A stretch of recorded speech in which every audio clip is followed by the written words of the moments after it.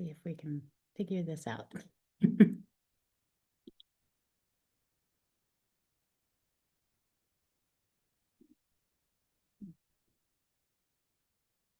if we can figure this out.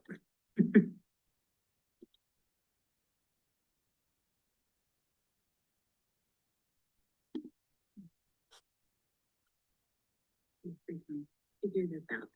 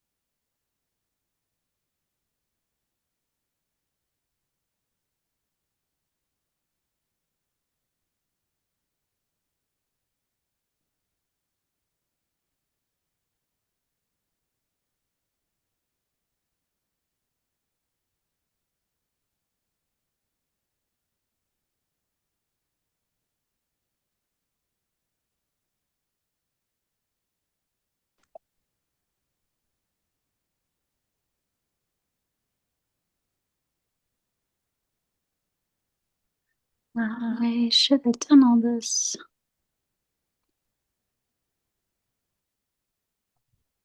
before.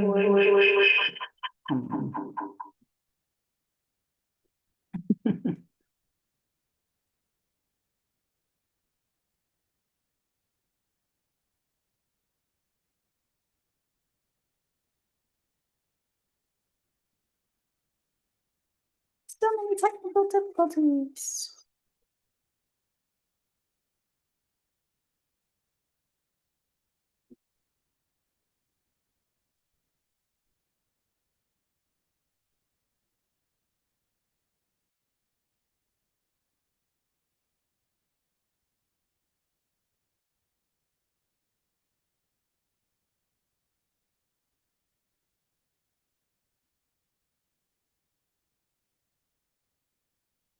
My thing broke today.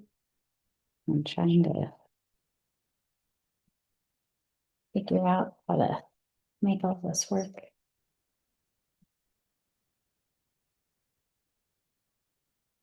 I'm trying to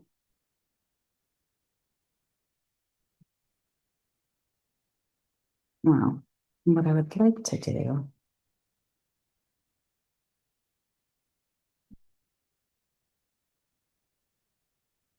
is be able to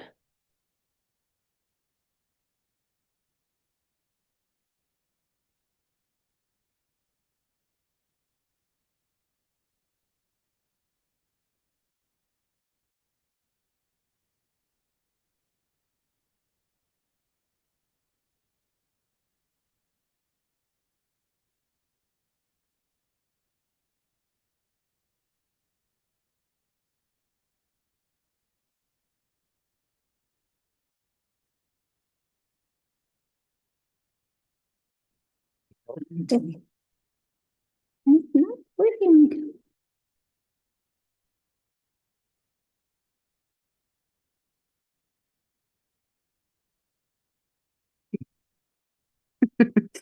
Okay. So there are professional productions, and then there's me.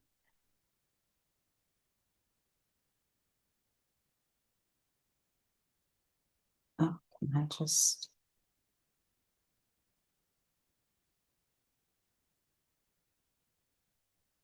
take that off? Would be divine. So the problem is I had dropped and broke my thing and I haven't had a chance to get a new one. So now it wants to break.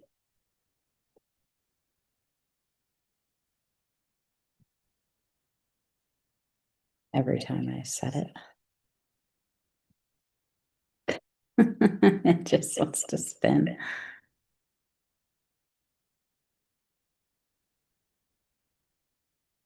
We are in the ballroom today. Fighting technology. I live in a Victorian mansion because I hate technology.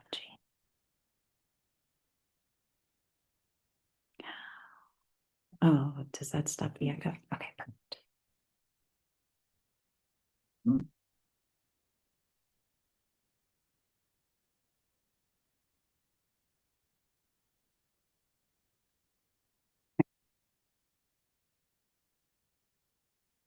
Think we got it. It doesn't matter because this is the first time I'm doing this and no one is in here anyway.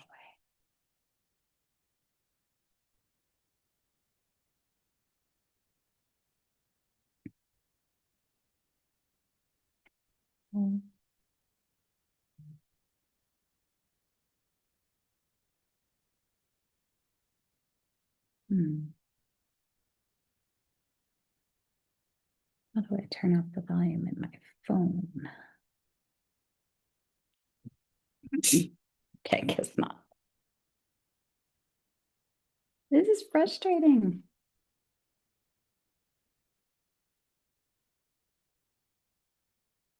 All right. Hang tight for a second. I'm gonna go get my other thing.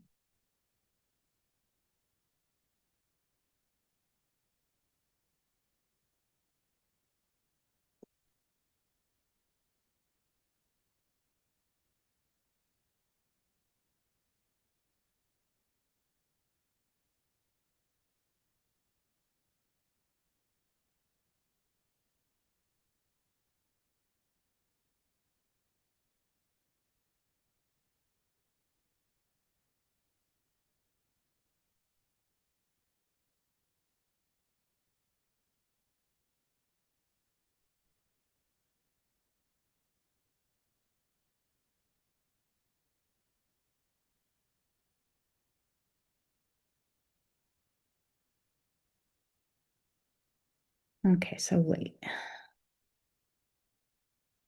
I do have a stream going, but it is not not the one that's supposed to be. This is fun. We're gonna figure this out. I may delete this later or re-upload it with just the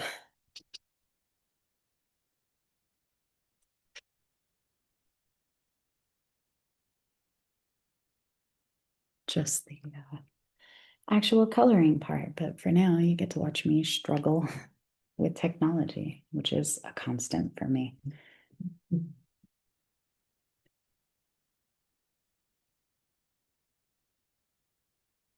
A constant.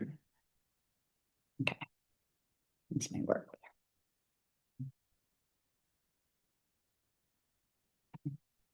Thing here.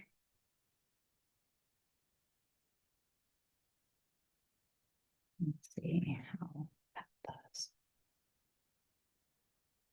It's not what I wanted, but it'll work. Send the invite links to everyone that should have them.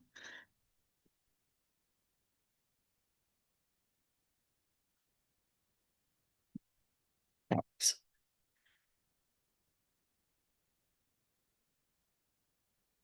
Okay. So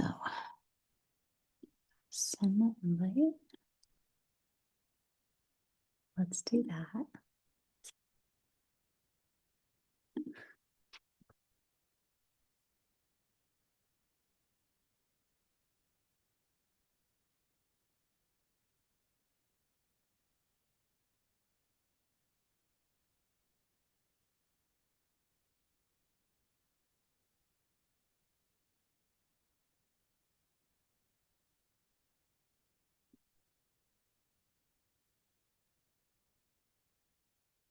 Oh, funny. So there's the subscriber group. Um, And it doesn't let my personal page join it unless I subscribe to myself. So that's interesting.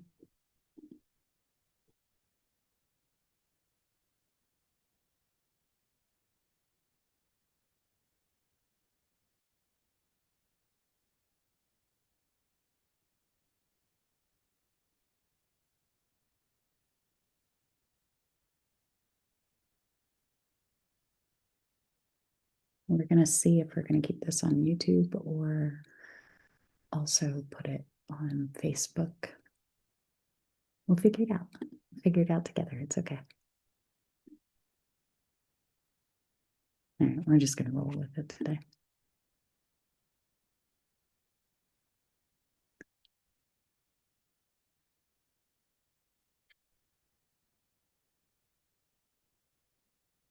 Okay, so you can chat in the comments on YouTube if you want.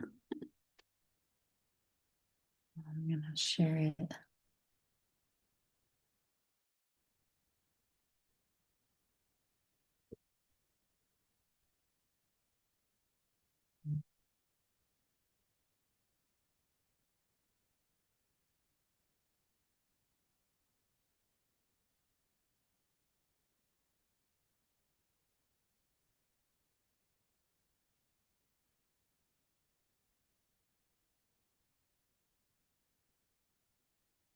I think we got it now. I think so. I think so.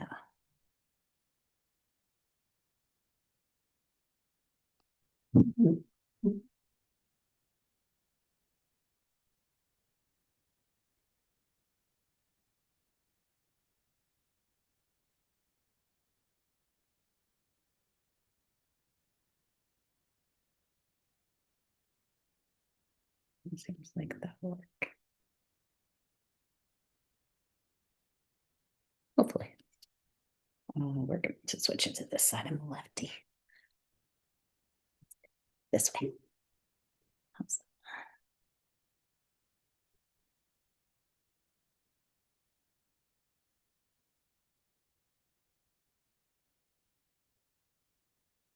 that? Okay.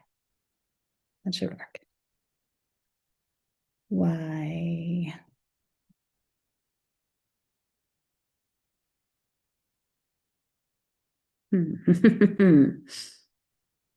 Why is it vertical now?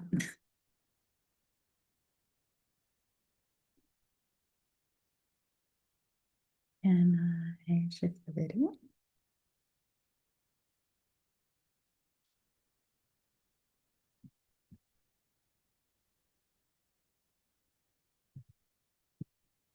Okay.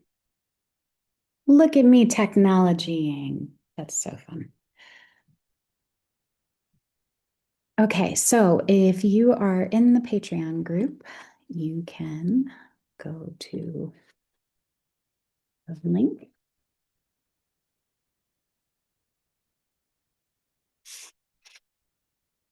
And join me live.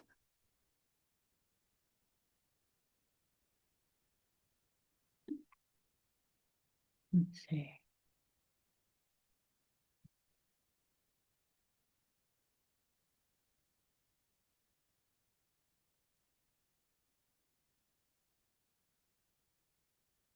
Let's include the actual meeting so you can hop in with me. We can chat about whatever you want.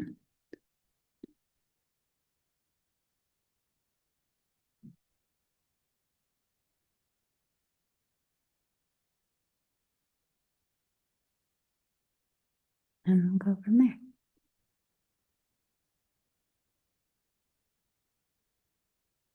Okay.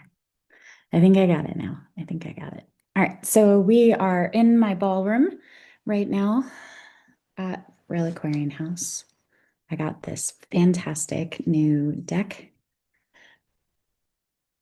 And it's a coloring oracle deck. And I have been looking for something that will let me just do some like Zentangle kind of art. So I do not do well with sitting still. I have recently realized that I have severe ADHD.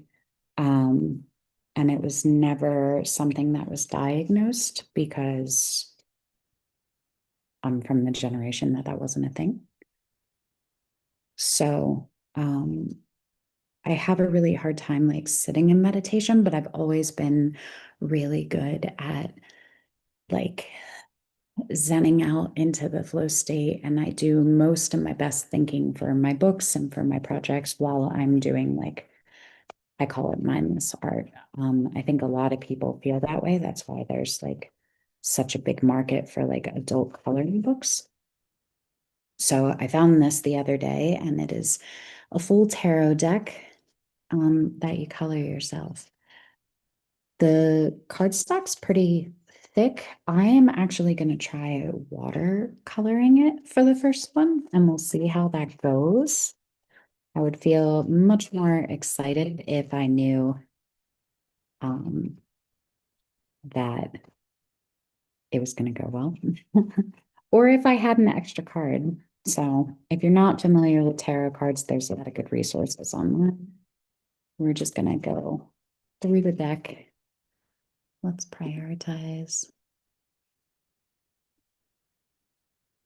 this one.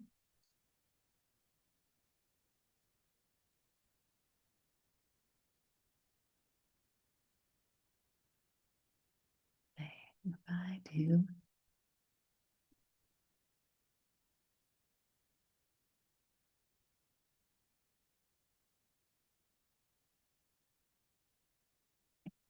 Let's see if that should highlight. Oh no, it's highlighting me. Wrong one. Can we?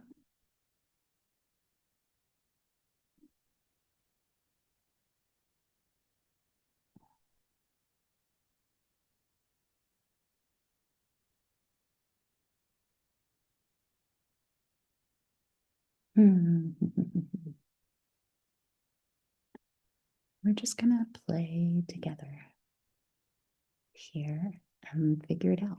It's gonna be fine. Can I prioritize this one? Let's see.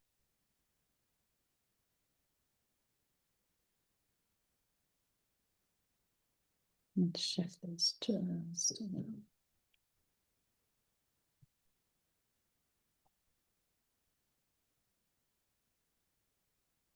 And see if that. Oh, it didn't. Why can't I make that the thing? All right, let's try.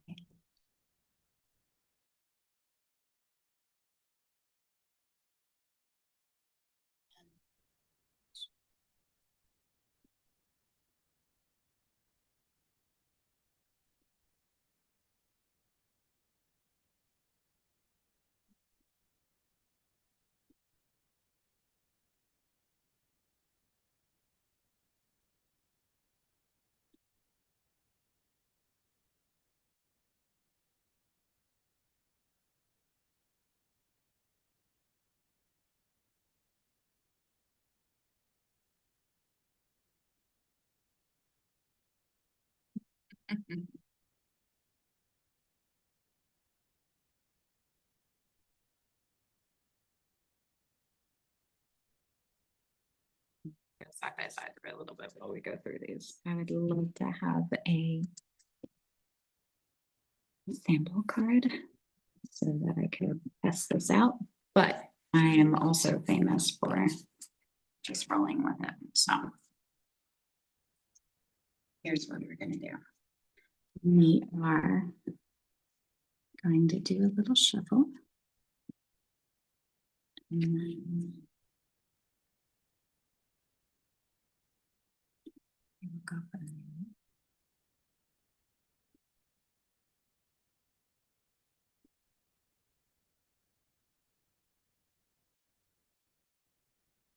But when I'm drawing cards, especially with the new deck, I like the shuffle method. So we will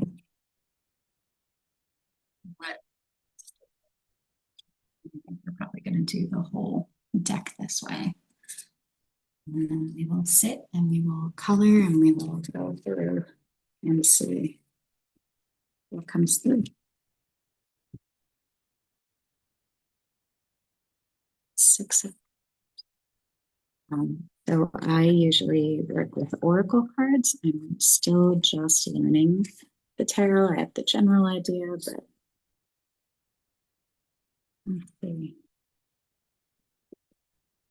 The Six of Cups is a beautiful implication. It focuses on the magic and innocence of childhood. The roots of years past are light with colors and vibrancy. Look back upon them and get lost in your memories. Old friends may surface and seek you out. All reunions will be joyful. Enjoy simple pleasures and wonder in all areas of your life. This is actually from a different deck that Lance Quiver just brought me. That has an explanation of each of the cards. And then there's like reversed meanings and stuff like that. It's actually very complicated. Where an oracle card, you just get a card. I have quite a few oracle decks that I feel really tuned into.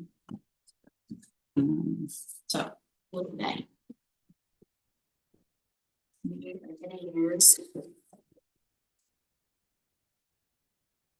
favorite color pencils, and I really love the way that these color by themselves too. But part of the benefit is that watercolor itself is actually really you have to have a lot of trust in it. Like it has a mind of its own. It's not for people that like to control things. And so I want to make sure that you guys can see the card. That feels light to me.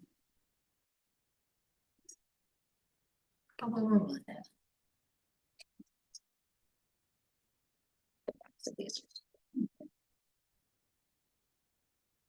Okay, so let's talk about, well, you guys can hop in at any time and try, or you can leave comments in the chat on YouTube.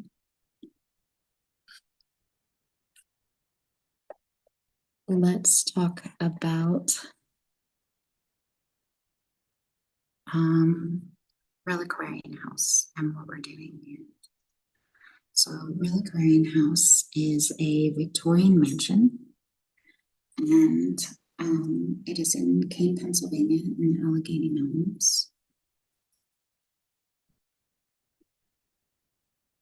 It originally belonged to the Kane family, who founded the town. So I'll give you a little bit of history first, and then we'll talk about what we do here.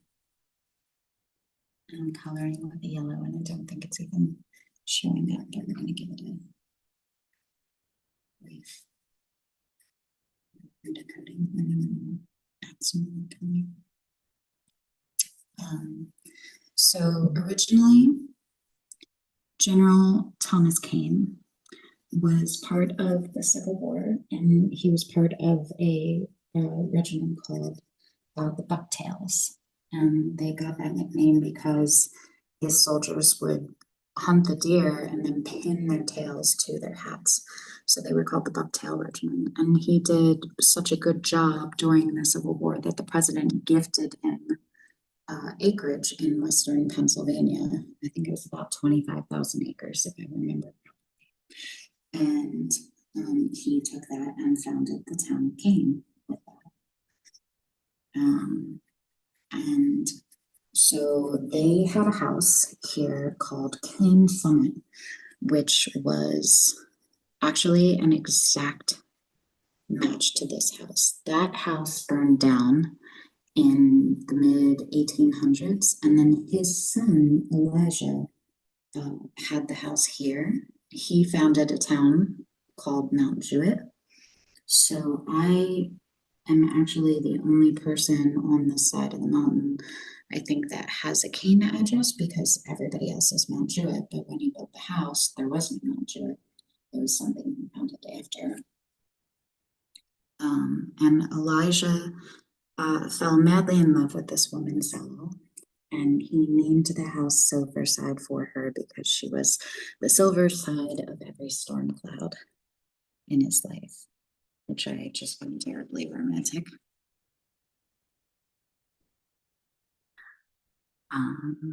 So he built this as a 90% replica, so it's actually smaller than the original house. Oh, that's showing up a little bit, okay.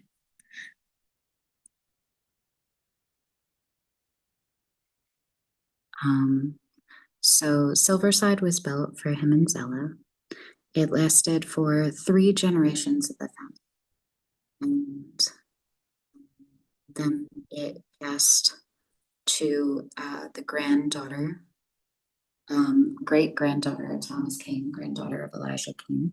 And her name was Sybil. And when she inherited it, she was only 19. At that point, the house had fallen into quite the disrepair. And, you know, from what I'm told, like it was like almost like Disney movie like with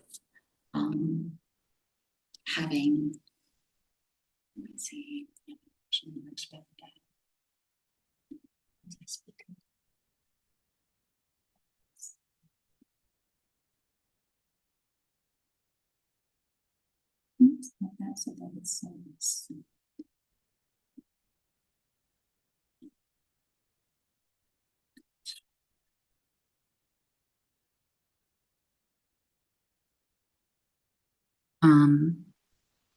so Elijah lived here with Stella.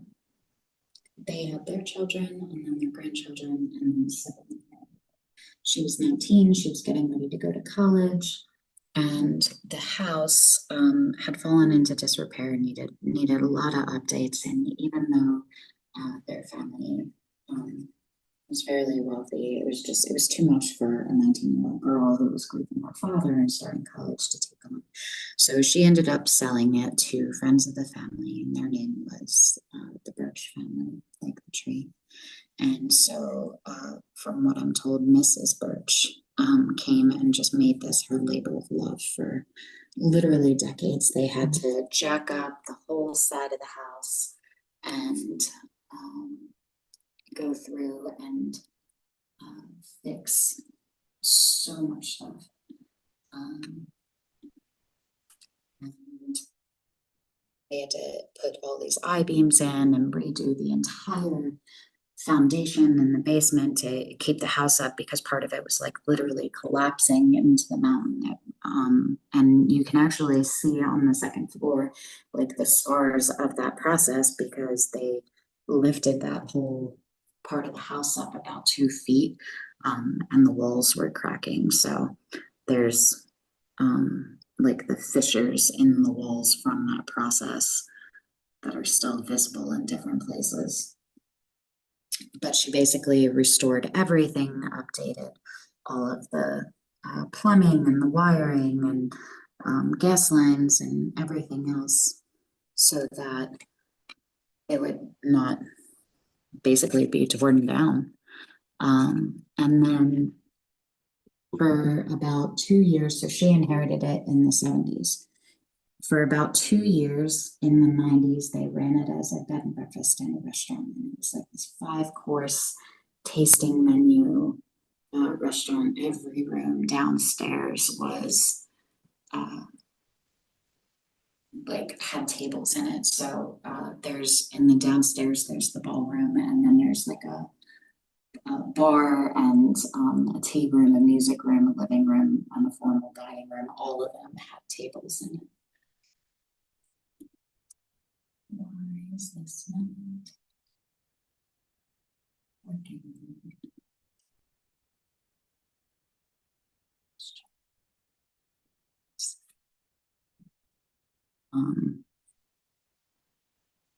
Let's see if that shifts for a second.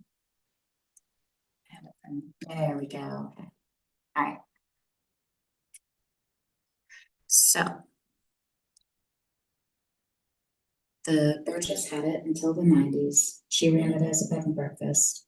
And then about 2 years after they got started with that, I'm told that her husband was diagnosed with cancer and they ended up selling it. They sold it to a friend of his, like a work connection, who decided to turn it into a hunting lodge because Victorian mansions scream hunting lodges. And in true male fashion, they pretty much came in, left everything the way it was, and they would come for a couple of weeks during hunting season, go deer hunting. The entire barn was full of like four-wheelers and dirt bikes and stuff like that, and they would just come be boys for a while. And there were these caretakers that were with Mrs. Birch, and they're a married couple, and they stayed on and were hired because the guy that owned it actually lived in Ohio. And so they took care of it in the day-to-day, and there's gates at the bottom of the drive that have been basically locked for about more than 30 years. And even when the people were here, they would like come in and unlock the gate behind them. So he used it as a hunting lodge.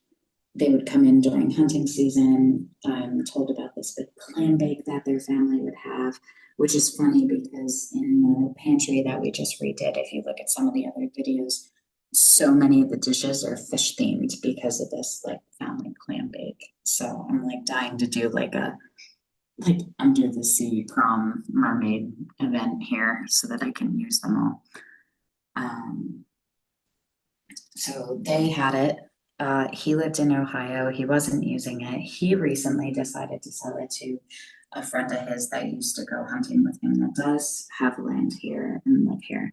And the guy that bought it only wanted the land. So they worked out a deal that the house and the immediate grounds for it would be sectioned off. And he would get the rest of the acreage, which was about 2,000 acres, which I'm super sad that I don't have, but also that would have priced it out of my budget at the time. So we're having conversations about like potentially buying back a part of the land because not all of it is usable as hunting grounds for him.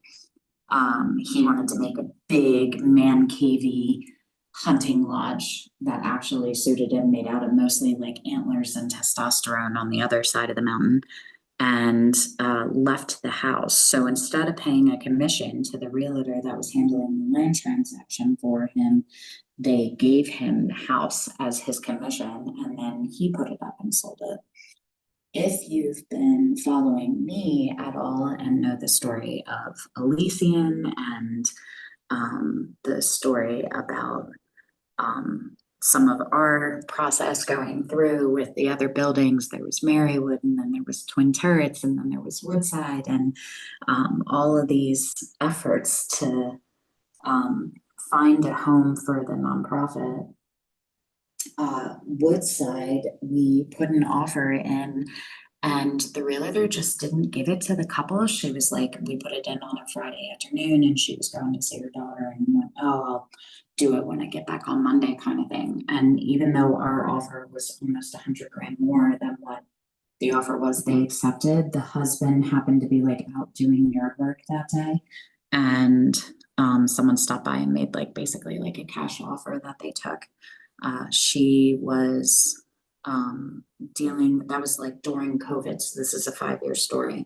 So she was dealing with the fact that her mother and her sister were both in Florida, were in Pennsylvania, and were both going through cancer at the time, and she wanted to go down and take care of them. So they sold the lodge, and it was more of like getting it out from under them immediately than it was about price. But she was super disappointed when she did hear one, that we had offered more money, and two, I think we were just more in alignment with her. And then the guy that purchased it gave a big story about how he was buying it for his daughter, and it was their first first business being married, and it was a wedding gift.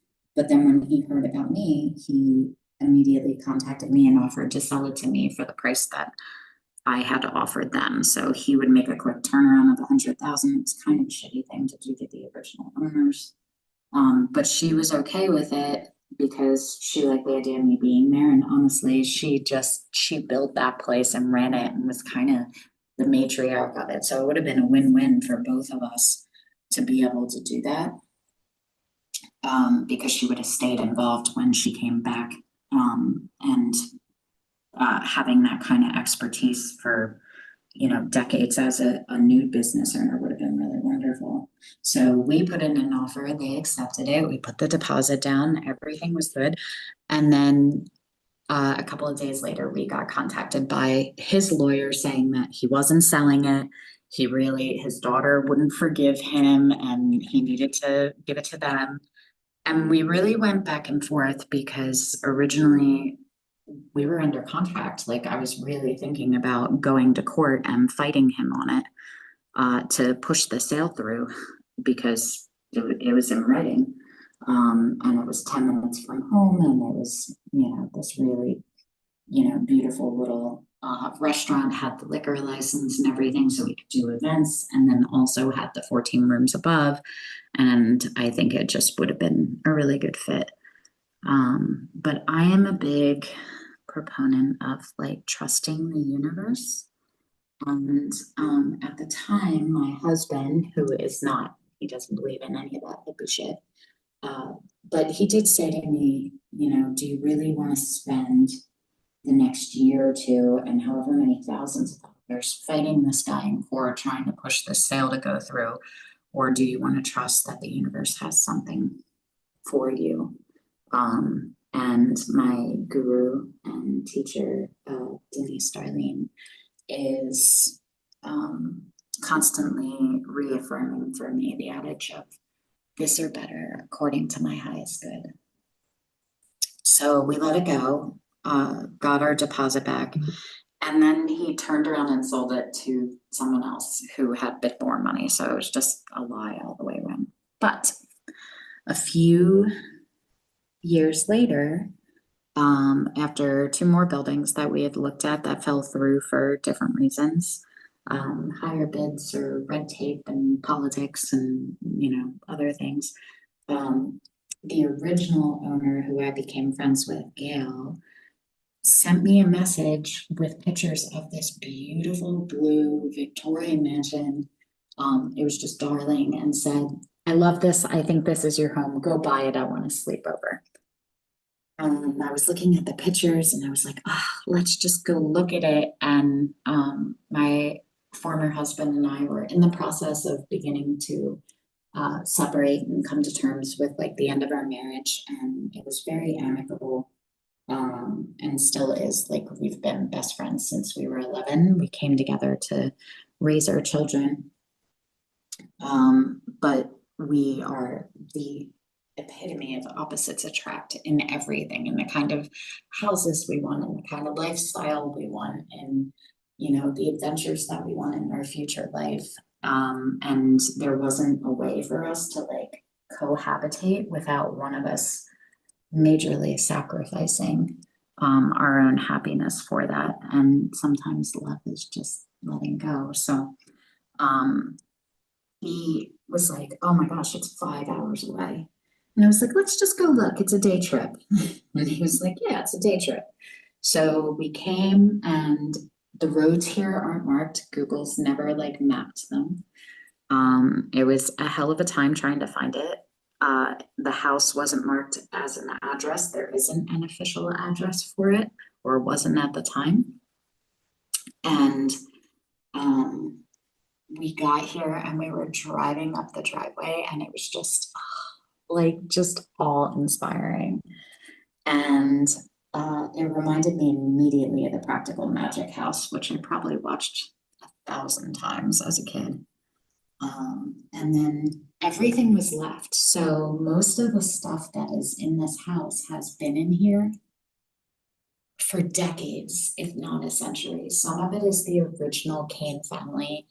A lot of it, the current style is from Mrs. Birch. And she she kind of has this, like, she paid homage to the original Victorian style and structure, but a lot of the wallpapers and the coloring and the furnishings are very 70s. So it's like 70s grandma meets Victorian era. And I didn't realize that that was my aesthetic, but it totally is. So we also inherited everything with the house. And we were walking through, and I was literally like getting choked up about this house, going through the hallways and the bedrooms. And the grounds here are beautiful, and the forest is an old growth forest. It was never cut down around the original property because it was part of like their homestead. So it wasn't ever logged. Some of the trees here are hundreds of years old, and you could just like feel the difference energetically in them. In particular, by the lotus pond, we have like this grandfather pine that is just, it takes like 3 people to like touch fingers to reach around him. He's enormous.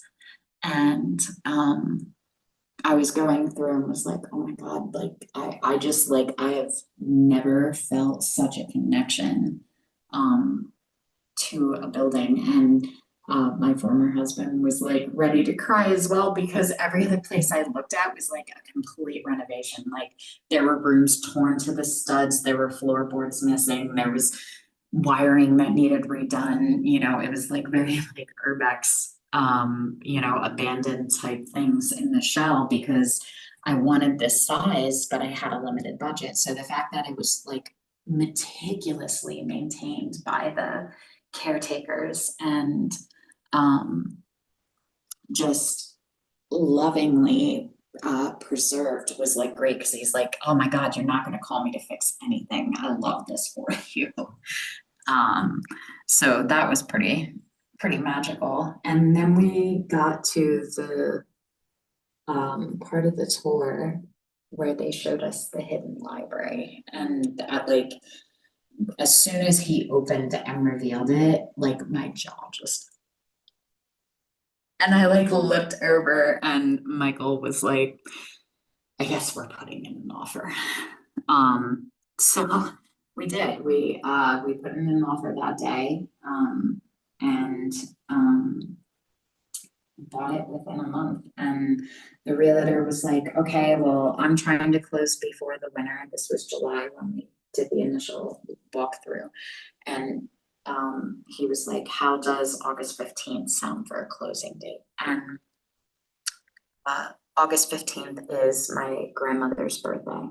And if you actually know me, then you know how significant and important that was. So that felt very much like a sign from her. And it was funny because it'd been 5 years of trying to like find the place and having all of these really weird circumstances like get in the way of it. Like it was nothing on our end. It was just like these random things that were happening that were blocking the path. And with this one, everything flowed even as we hit like obstacles that should have stopped it. Like we kept being able to like push through. So yeah. So that brings us to present day. We moved in, and it is wild, the stuff that has been left behind and untouched for decades and centuries. So we're sitting in the ballroom right now, and right behind me to this room, you can kind of see like the outline of the chandelier. That's the formal dining room. There's a buffet in there that is filled with these beautiful, very delicate lace embroidered napkins, like cloth napkins, and underneath that were postcards from like 1910, 1920, from the original Kane family, and just normal like, hey, we're in St. Petersburg, we're coming to visit you next fall, mother says, can't wait to see you, love cousin so-and-so. We found journals from the original family in the walls. We found the pocket journal of Elijah Kane when he was at Pearl Harbor, with like drawings of the planes and poetry for his daughters, and grocery lists and notes and things just left behind. There's a safe right to my left here. This is like a full walk-in safe door. And if you go in, there's all kinds of crystalware, but there's also every deed for the entire town as it was built, and they're all handwritten. There's clauses in them because Mount was a prohibition town, so it says that they can like repossess your house if they catch you with alcohol on the property. Um, and they just left it. There's original like maps, big scroll maps. They look like movie props of the town perimeters and where the railroad was being built and how it was going through, and pipelines and things like that. Up in the third floor, there's extra bedrooms, and in the dormers is every issue of National Geographic and Time magazine and things like that that they were subscribed to. And it's I'm just paused. Like there's a basket by one of the couches, and it's like the top issue of the magazine is like, will Willie Mays be the next Babe Ruth? You know, like with a picture of him, like, and it's a wild experience. Old Sears catalogs where all of the china and the furniture is drawn because it's before photography. Like the intricate china patterns drawn by artists so that you can order it from the Sears catalog. And just umpteen different sets of china and crystalware and all kinds of things. Like there isn't an empty drawer in this house. So I inherited all of it. It's a little overwhelming. We recently redid the pantry, which was on the north side and kind of like the catch-all room. Like everything was like beautifully cleaned and meticulously maintained, and then everything else got shoved into this pantry that was probably originally like a sill room for like storing like the fruits and veggies, and leaving them for the winter to like be able to like store and prepare things. It's built into the side of the mountain. The whole room is stone. It's very cool in there. And so it took days and days and days to get through it and sort through all of the things. And it was just wild. There was like paint cans and plumbing stuff and dishes and paperwork and receipts and photographs and jarred preserves from the 90s, and like it was a lot. It was a lot to go through. And so I've been here, and it's been interesting because the original inspiration for this was the nonprofit, and the concept of the nonprofit was basically that we would run it as like a bed and breakfast or Airbnb. And for every night that someone comes and stays, we donate a night to an artist or writer to come be in residence. And so we've been, let me change that. So we've been working on that and housing that, but this house has like its own energy and purpose. And part of me has been feeling lately like it's actually about like everything that brought me here was supposed to just be part of the path that brought me to here. And it has its own purpose in what it's doing. So I've been sitting with that a lot. And this year has been a lot of transition for me because I have been, married and in the same relationship for 25 years, 20 years of marriage. I got married and had babies very young. I was 21 when my daughter was born. So, I'm officially finished this year with having children that are children. My son just graduated high school, and my daughter is working in this great like graphic design firm, and she's so talented, and she's getting these like A-list kind of clients that she's doing work for and impressing, and, you know, living with her boyfriend who she's been with for a couple of years now. And, you know, they're just moving into like the first parts of adulthood really beautifully. And then my son just graduated and joined the Navy, and he has been working so hard all summer to become a rescue diver, like the people that jump out of helicopters into the ocean to go save people that are drowning, because he loves to cause mom anxiety as much as possible. But the schooling for that is like 2 years. So me as a mother that is taking care of children in my home is done, and that has been such a big part of my identity and personality and purpose for the last 2 decades. And you know, my marriage is coming to its close and the conclusion of its purpose, and even though it's very amicable and there's no arguing or fighting, and we're on the same page, and we're very, you know, loving and happy for each other, and still very much family oriented, like there's still a lot of sadness in my heart over that, and a lot of identity loss, and a lot of preconditioning on both sides, because both of us came from, you know, broken homes, and it's something that I think we both fought really hard to not perpetuate that. And while I think my parents were constantly setting the example of stay married because this is what divorce looks like, because it was brutal and abusive and ugly and, you know, financially painful. I also had my grandmother who was on the other side of that, who was, you know, married for half a century and, you know, was taking care of him till his dying breath in home hospice, and had 7 children and lived in the same house, you know, since my mother was born, and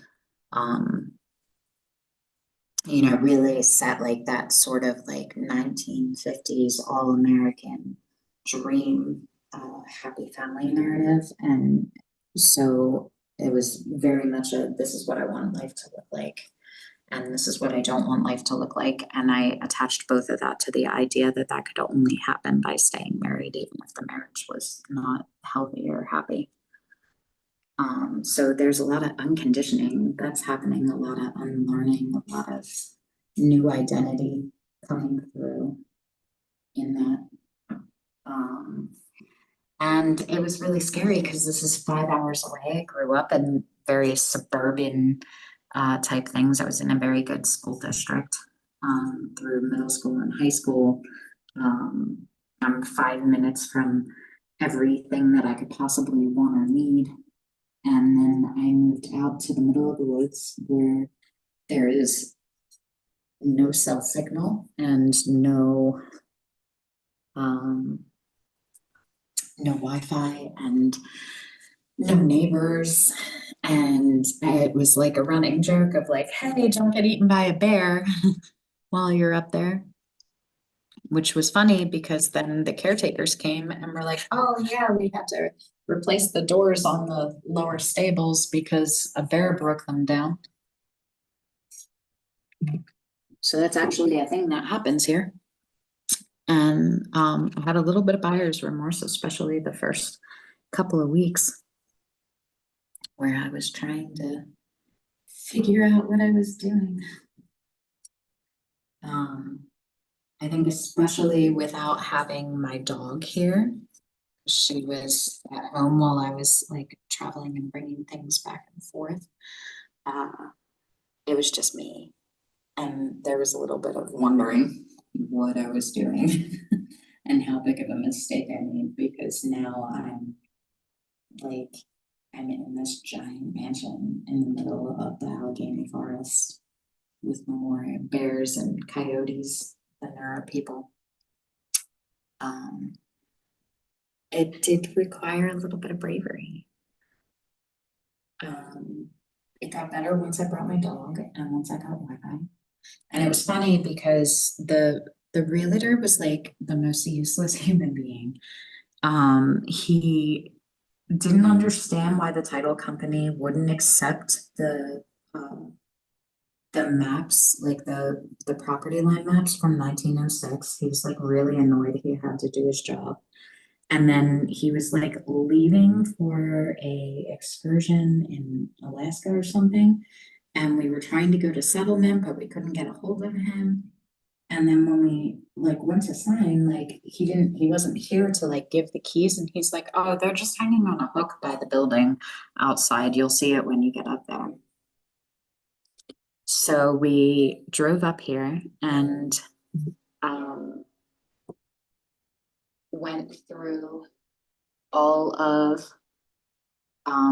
the packing and the process. And by the time we got up here, it was like 1 o'clock in the morning. And the keys were not on the hook where he said, so we couldn't get into the house. And I'm walking around to like every like 90s rom-com girl, like city girl coming back uh into the hometown, like small hometown thing. And I'm like walking around at 1 o'clock in the morning, like holding my phone up, trying to get just one bar and text the caretakers, who I assume I'm not going to hear from until the morning because it's 1 a.m. and they're like in their late 60s. And I don't know why I'm so grateful, but she was awake and talked to her husband, and they drove over here in the middle of the night to open the door and let us in. But then they also told us, I was like, oh, like they left their key, and they're like, yeah, I don't know where the other key is. And I was like, well, how many people have keys? And she's like, oh, I don't think they ever changed them after the Birches were here, which was in the 70s when they bought it. So the keys have been the same for this house since the 1970s through two owners and who knows how many family members and friends having keys to the place. And I'm here with no cell signal, no ability to call 911, no connection to the outside world, and no idea who has keys to this giant mansion. And so I was like, it's no problem. It's fine. I'll live my Jane Austen little era for a day or two and I'll just sit and read and stuff. But like, you forget how dependent you are on Wi-Fi now, how it's like built into everything. I was having like complete withdrawal because I couldn't even connect with the outside world through like social media. I couldn't text my family or my kids. I'm in this giant 9,000 square foot old mansion that is creaking and making all kinds of noises that I don't know what they mean. And no way to like touch base. I don't even have a way to call 911 if I need to. So I'm like sitting there and I can't even put on like a movie or music because it's all streaming services now. So like I couldn't even turn on like Spotify or YouTube to like have some ambient noise. And because we were driving the moving truck up, I didn't even have my dog with me. So I'm like literally just completely by myself in the dark in this house. And the layout is a little confusing. So I'm still learning my way around and getting lost in my own house now. And I'm like, I'm just gonna sit in the sitting room and read a book and it'll be fine. And while I'm sitting there at about 11 o'clock the first night by myself, the light turns on in here in the ballroom. And my first thought was, oh my God, somebody's in the house. And so I'm like looking around and there's this big grand fireplace and I like grab a fire poker and I am like having this like fear response come up that somebody is in the house and that there are more doors that I don't know about that I haven't locked or somebody has a key and is breaking in. But I'm also like having this internal like laugh at how like Lifetime movie it is that like the city girl moves into the woods and is walking around the mansion with like a fire poker to fight whatever I think is gonna show up. And it was nothing. Like the light just turned itself on. And so, of course, like I'm calling Michael and he's like, it's just old wiring, it's just an old house. And I'm like, I don't think so. So different lights are turning themselves on and I'm like, the house is haunted. And he's like, yes, it has to be a haunted house. It can't be the 100-year-old wiring. So I'm going through and I'm checking on the different bedrooms and things and just kind of familiarizing myself. And the light turns on in one of the other bedrooms. And I was like, okay, listen. Like, I understand that I am new here and I am your guests and you guys have been here and that's fine, but I need you guys to chill out until I get the locks changed and know that it's ghosts and not people because you're freaking me out. And I'm talking to no one at this point, like a crazy person. But then nothing happened after that for days. And I got my new locks and like the one thing that I really wanted to like go modern on was having like a good security system. So I get that done and I put that in and I get the last lock installed and I'm feeling super empowered and, you know, because they're digital and I have to take apart the doors and I'm dealing with old doors with knobs that are 70 years old, you know, trying to put these new padlocks and things in that are smart and have the codes and security and let me know when they open and stuff. And it was just a nightmare. I was having to like recut the holes to the right size or add the new ones on certain doors throughout the house. And it was a pain. It took me a couple of days to get them all done and I finished the last one. I had Maya up with me at that point. I was like, I am so independent. I never need a man. And as I said it, the light above me in the main entryway went on and I was like, fine, perfectly fine. You can haunt me all you want now because you're a ghost and not a person.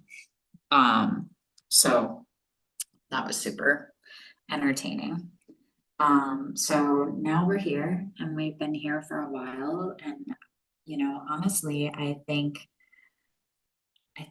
part of me just kind of moved into like an emotional convalescence where like I just came in and I had a little bit of leeway to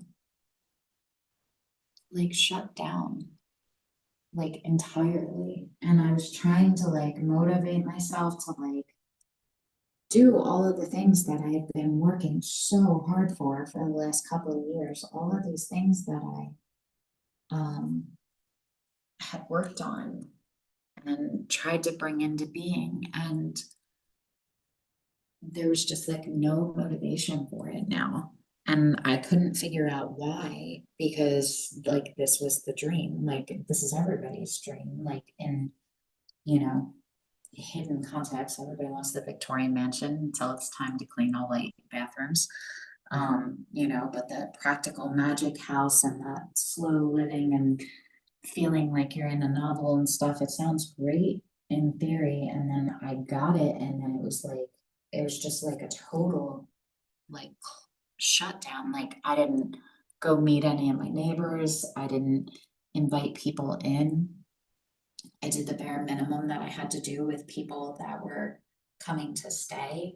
I just was entirely unmotivated and I didn't realize that there was like so much grief that I had been carrying from different things, and loss of relationships and death and you know, sickness and healing that I needed. And it was a lot. And I also think that like I had this idea for the original property. And if you go on my channel, you can see like the tour of Marywood, which was like this 9-building Hogwarts style like campus that we were originally trying to buy. And I was trying to like take the idea and inspiration I had for that and like shove it into this little mansion. And it was not fitting and not working and, you know, kind of the epitome of like the round peg in the square hole. So I had to like sit with that for quite a while before I started realizing that a lot of the problem was that everything about my life was for other people. You you know, I've spent so long being a military wife and going through multiple deployments and, you know, spending a lot of time by myself and doing that when I was sick and doing it when I was, you know, heartbroken and doing it without a very good support system around me and my family. There was a lot of grief after doing hospice care for my grandmother, which happened like right at the start of COVID. And, you know, I actually had COVID before they were like testing for it.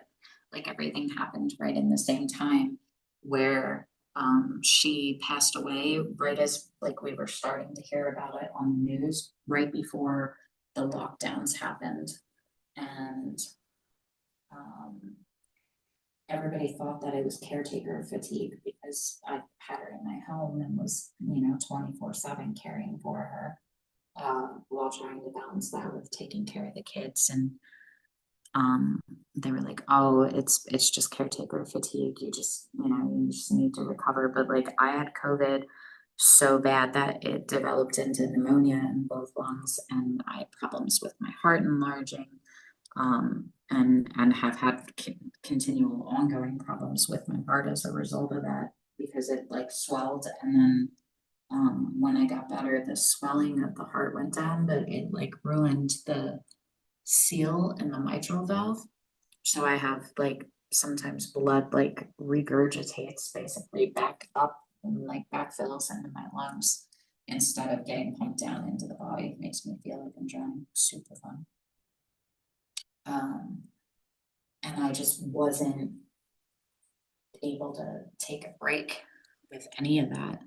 And I think a lot of moms relate to that. Like, you know, you hear the adage of like, oh, moms don't get sick days, but there's actually like a phenomenon that's proven to the point that like doctors, when they're talking to mothers who have like terminally ill children or are going through like deep sicknesses with like cancers or things that are serious, they counsel the moms because it is so common for the moms to get really sick and basically collapse after their children go into remission or finish their treatments and things like that, because we just go and go and go.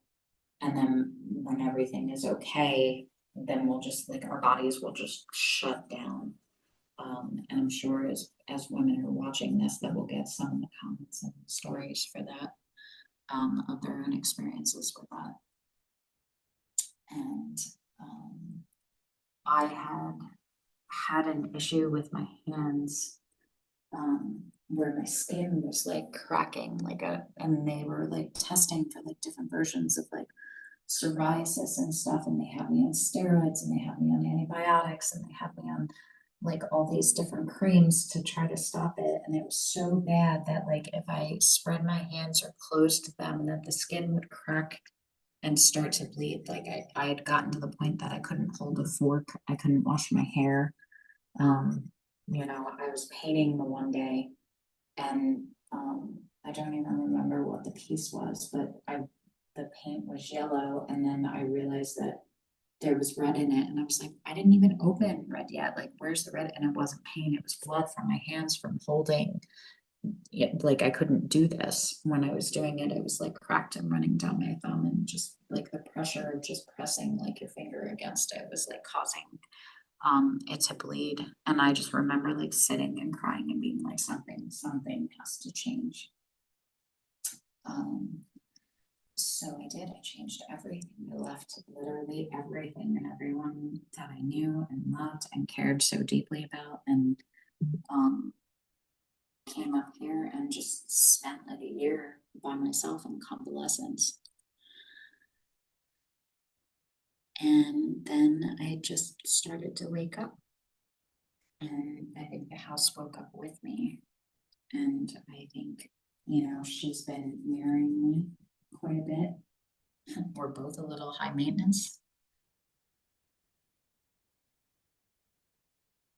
And we've both been a little neglected by the previous men that were supposed to take care of us.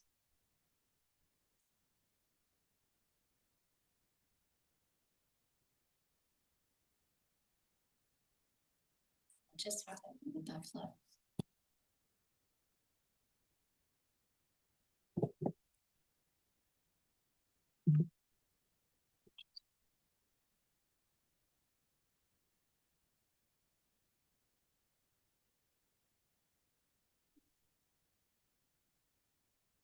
So the house started to open up to the idea of, I think, leaving.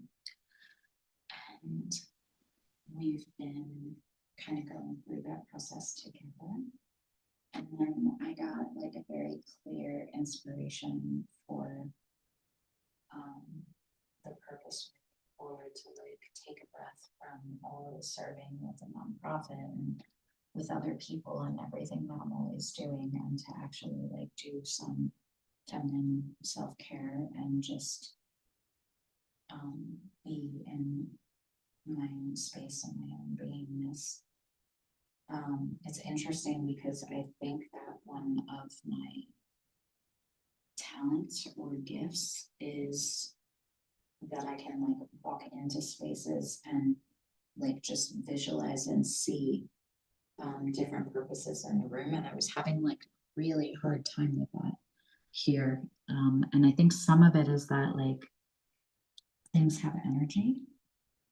And when things stay in the same place too long, they get like almost like energetically cemented in. So I have pictures where like the lamp that's in the living room is like in the same place that it has been since like 1950s. You know, we're coming up on like 75 years of that not being moved. And so I had all of this stuff that I had set aside that I was buying because I knew I was looking for a building. And then ended up buying one that was already fully furnished. So I couldn't see myself in the place. I felt very much like a caretaker rather than an owner. It felt like I was a guest in my own house. I had to have people constantly correcting me when I would say, oh, that's not mine. Like everything in this house is yours, just all of it. And that was really interesting for me too, because like I was disassociating from it. Like everything in here is mine now. I own it. I can do whatever I want with it. But I have a hard time with that because it feels like it belongs to the house. I felt like anything that I was moving like was somehow like disrespectful to the previous owners, even though none of them are even alive at this point. So I don't know who I thought I was offending. But I like spent the first year with this house still being Silverside. It was not mine.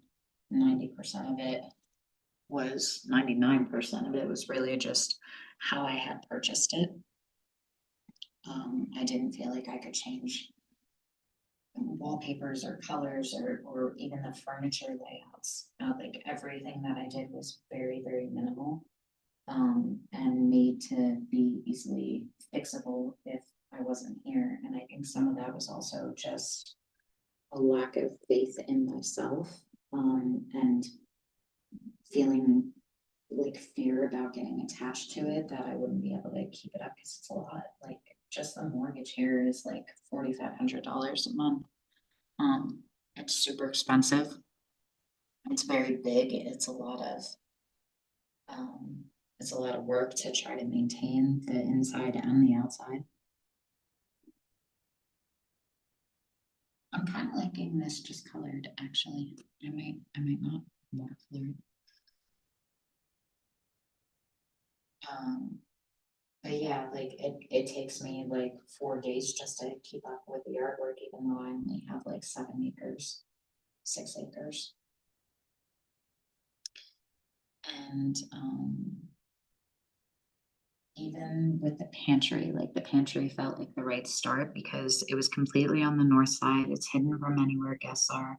Nobody sees it. It was like a hoarding room that was just piled and piled with stuff. And so like I started there as if like I wanted to like hide that I was changing anything from everybody else. It was a really strange experience. And everything that I did had to be like easy to fix, easy to hide, easy to undo, because it wasn't mine. I was just here. I was just part of it. I like that.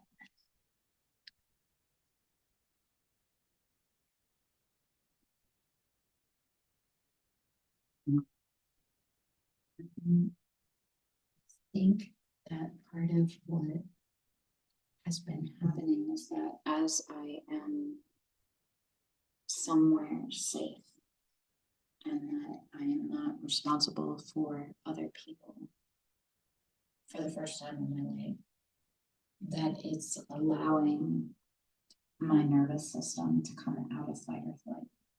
And it's this strange thing, like they talk about, do fish know that water is wet?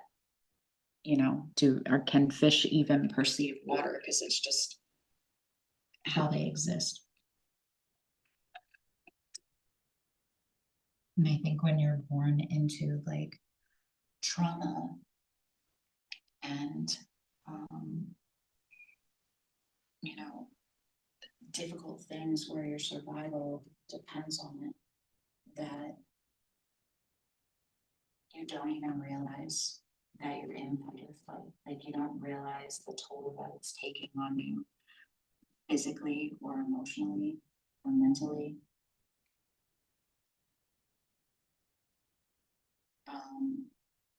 Until you're out of it. And I had to be like out of it for months. And honestly, being out of it was extremely uncomfortable. Being alone for the first time, being in a place that's very quiet, not having even the internet to distract you or TV or music, like just sitting with yourself is extremely scary for most people. And it took a long time of doing that here before I was like ready to like move into anything else. I also think that we are like wildly overstimulated most of the time. And moving here, it only took a couple of months before like going home to see the kids. And, you know, I was driving back and forth pretty much every weekend. It was like a 5.5 hour drive. And I was like spending like half the week up here and half the week down there. And Michael was wildly supportive of it actually, and like, you know, told me to think of it the same way that I think of deployments for him. And you know, I at least had the freedom to come home every week to spend time with him and be present, you know, where some of his deployments are, you know, close to a year, even over it, where he just, you know, isn't in their life. So treating it like that and focusing on that was a big adjustment for me. But actually going home to be with them and just being in the normal like noise and light and like just the bustle of traffic and how many people are in a store with you at the same time and parking lots and the like pollution auditorially and visually all the time, and noticing that like the more that I was here and I was being, you know, like grounded with like the forest and the calm, that I was like feeling really overstimulated every time I came home, that like we're all just moving at such a fast pace all the time that I don't think that we're actually like conditioned to live at in the everyday. I think that's why there's so much anxiety and so many potential, you know, mental health issues, is that like in a country that is just so capitalism focused, like it's just go, go, go, go, ambition, ambition, ambition, accomplish and accomplish like constantly, and you're trying to do that while you're completely inundated with notifications and people that need things from you, and the expectation of being readily available 24/7 right now. And it's just overwhelming. And the more that I'm here, the more I notice that I don't have like capacity to hold space for that anymore. Like I can't operate in that way. And the kids notice it too. Like they talk about the fact that I even like talk slower and softer and move at a different pace. And that's a really interesting thing to like have other people notice and mirror back to you. So yeah. So that brings us up to date with like the process again here. And one of the things that feels true when I sat down and like really asked myself, like, what is it that I want? And how do I want life to look? And what is it that I'm doing? I think that there are parts of myself and my personality that I have kept very small to make myself compatible with partners I wasn't compatible with, and that I have muted to be more digestible. I also think that when you are particularly a woman, but probably people in general, that grow up in childhood homes that are filled with a lot of anger and abuse and neglect, like you learn how to make yourself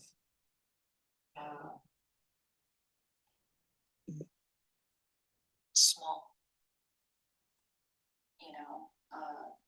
quiet, and that you actually end up disassociating from your own feelings, like even your physical feelings in your body and your needs, from yourself, let alone from other people. And it's a survival mechanism when you're a child, but it like the things that we did to survive as children kind of become the blueprint for our like behavioral patterns as adult, and we just run them on subconscious all the time in the background. It takes like a lot of active work to desensitize them and unprogram and relearn.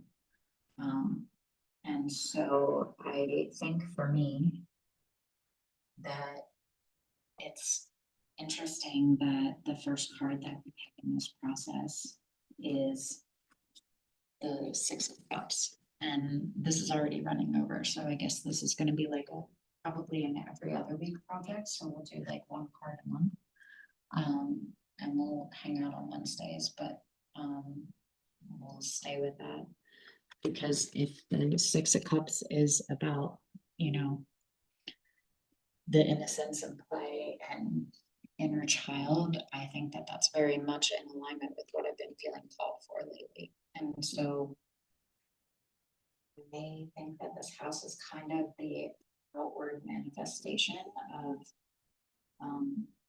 coming home to myself. And it kind of is just like a big dollhouse. Like it's exactly the kind of thing that I would have picked as a little girl. And I can remember when I went, I'm going to live in a house like that someday. I was little and I was at my grandmother's and we were watching Lady and the Tramp, and like the opening scenes of that, it shows like her street because she's in like a very like, wealthy posh neighborhood. And it's these Victorian houses in a row. And I just fell in love with it and have always had that adoration for it. And then I think it got amplified with houses like the Practical Magic House. So how does this all work? What is Reliquarian House and Reliquarian Society? So the concept is simple. If you've been following and if you're on Patreon, and if you're not, go to patreon.com/JessicaLark and see basically what we do is by joining, you're supporting like the renovation, and renovation doesn't even feel right. The reincarnation of the house into a new purpose. And it's kind of developing with you guys. So you're being invited into that where you get to help decide what happens with the house and how it comes into new purpose and what the rooms are going to look like and what purpose they're going to serve. And you do that by signing up. And then for each area that we complete, there is an oracle card that reveals. So at the end of this process, we'll have a full 81 card deck. So there are 81 distinct places that we mapped out on the property. And each place that we fix and finish into new purpose reveals one of the cards. And each of the cards then become a key. And there are several other locks that will open. And you decide which one the key unlocks next. So we started with the pantry. We have the pantry, which developed and revealed the key of discernment.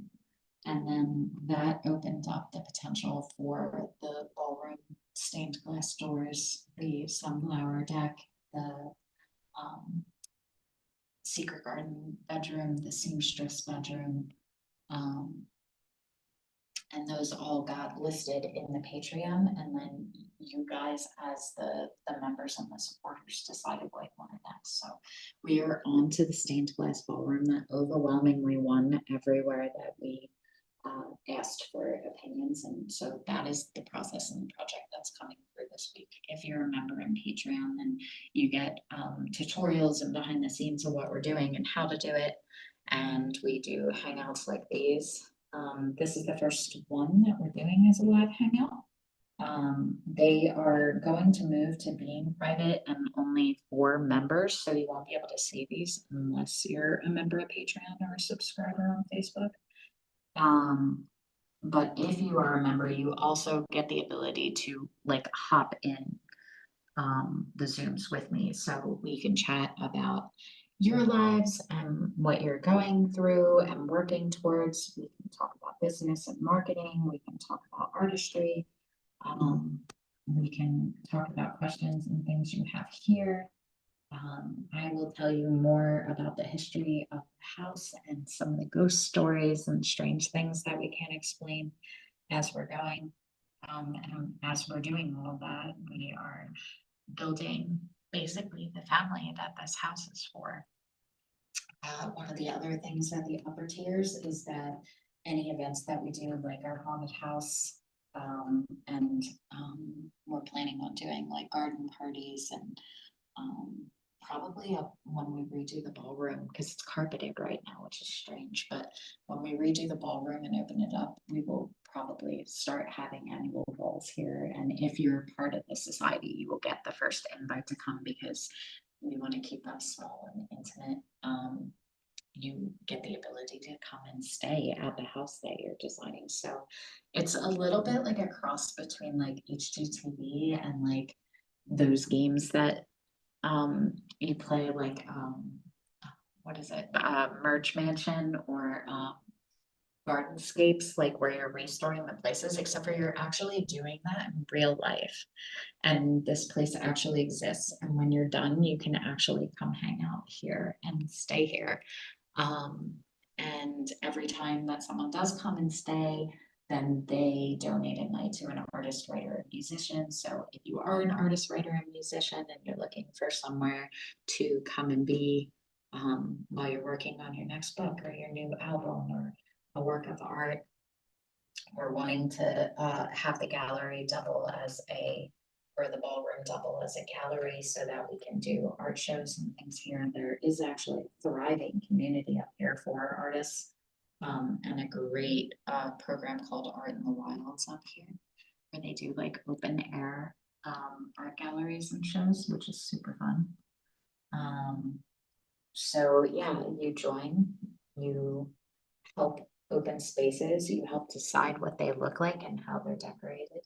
you support the rebuilding and restoration and preservation of a historic Victorian haunted mansion. And then you get oracle cards and little gifts sent to you. We write letters, like handwrite letters home about things that are going on in the stories. So if you're at certain tiers, you get those mailed to you. Otherwise, you get like a digital version. And yeah, that's most of it. So I would love you to connect into the community with us and to become part of our family. I think that would be super fun. I think the house calls the people that are meant to be part of her with her. And come with us on this journey. So yeah. I think we worked out most of the technology kinks today. I am not very technologically inclined. I was definitely born in the wrong century. I was meant to be born in the Victorian. That's probably why I'm so drawn to it. So I think the next one will go smoothly. I kind of like it. I don't know if I want to add more colors. I think that's pretty good. What do you think? More? I am just gonna do just a little bit. I just want to see.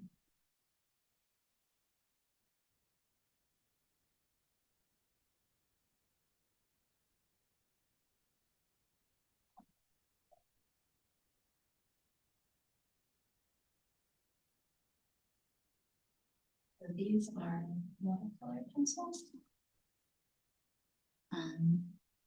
So after you're done coloring them, you can like sort of soften.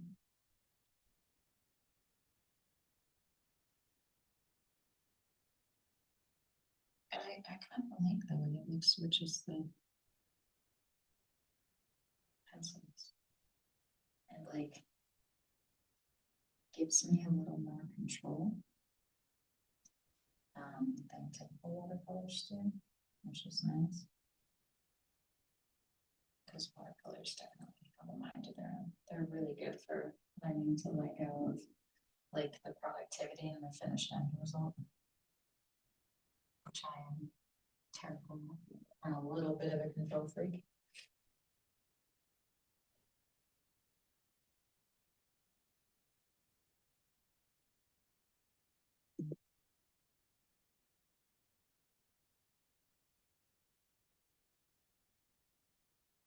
I do think they're actually thick enough that I can do that as I'm being gentle with the water. So that's fun. I like that. I'm not sure it's necessary. Interesting. But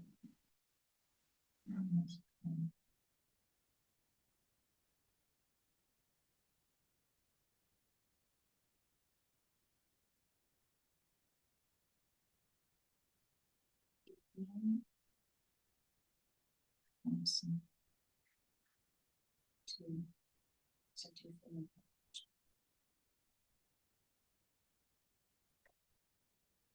that.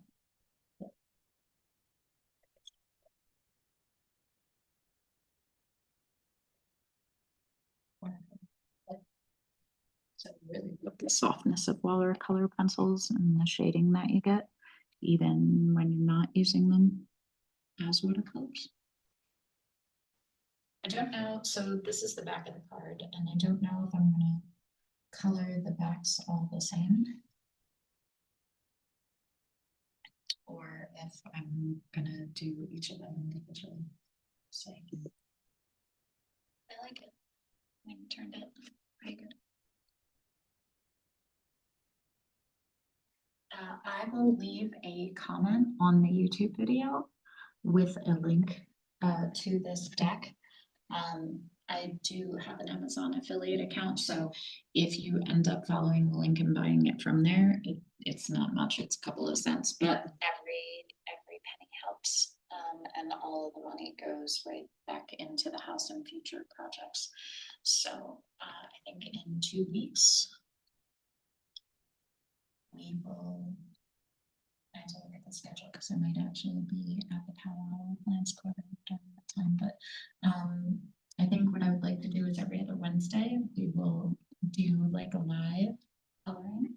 You can bring your own things to color with, and we'll work on things together, and we'll draw the card, and that card will probably pick the focus of the conversation. And you guys can chat with me and join in the conversation. We can talk about the house. I'll have different stories and things to share with you as we're going. And yeah, we'll just hang out. I really want part of this to be community. I think the people that feel drawn to this are here for a reason, and I would really love to have you as part of that. So why is it echoing now? And you guys can help me figure out all of the technical difficulties that we will inevitably have, because it's part of my personality. So that's everything for the day. Thanks for hanging out.